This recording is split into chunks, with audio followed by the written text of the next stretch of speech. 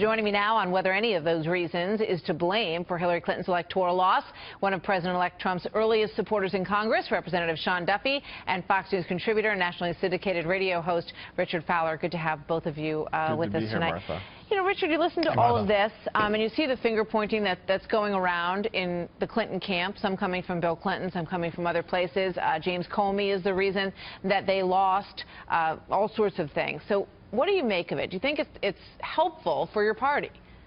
Well, no, I think the former president's wrong, and I think John Podesta's wrong on this point. We lost this election because we failed to have a authentic, convincing conversation with the American people on many of the issues that we as Democrats care about, one of those being raising the minimum wage. I think throughout Hillary Clinton's campaign, she changed her position a couple of times on that.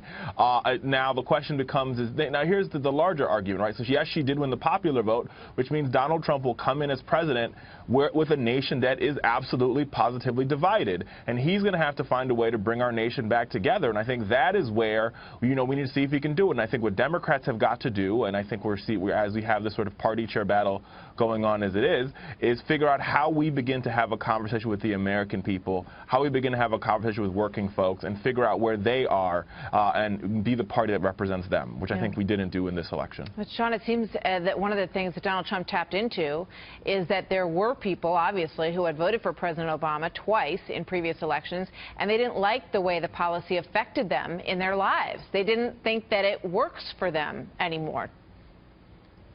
That's right. So this was a change election, Martha. People wanted a different pathway forward than the progressive liberal policies of the last 8 years of Barack Obama. And in places where I come from, in Wisconsin, people were concerned about skyrocketing health care costs and a lackluster economy, not new jobs with not better wages.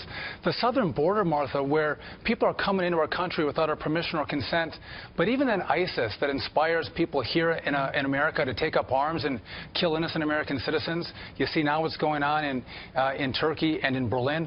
All of those things taken together made people come out and say, we want a different direction, we want to change. And for Democrats, many of them are looking to say, you know what, this could have been an email leak, or this was the fault of the FBI. Bill Clinton came out recently and was saying that it's the fault of angry white voters. The truth is, this is the fault of the Democrat Party that didn't have a message that resonated with Americans in the Rust Belt, where I'm from, but all across the middle income sphere of our country.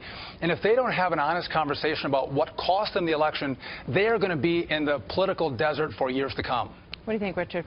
No, listen, there's some truth to that. Now, where I will disagree is that I thought let's take, for example, the state of Maine, where Donald Trump won the rural areas in the state of Maine because they have their delegates are their electorates are sort of partitioned. But the minimum wage issue won in Maine, right? And a lot of these places where Donald Trump did, when you saw very populist, liberal ideals win out on the ballot, which means this country is divided. People voted for Donald Trump, believe they should raise the minimum wage, which is where the Republican Party faces this real interesting intersection. Are they going to be a party that continues to stand up for corporations and stand up for tax loopholes for millionaires and billionaires, or are they going to start talking to these new voters that they've acquired under Donald Trump? Are they going to vote to raise the minimum wage? Are they going to vote? Are they going to vote to expand health care coverage to folks who are really struggling to make ends meet? Richard, look at the largest companies in America give to the Democrat Party. There's a connection between big government and big business.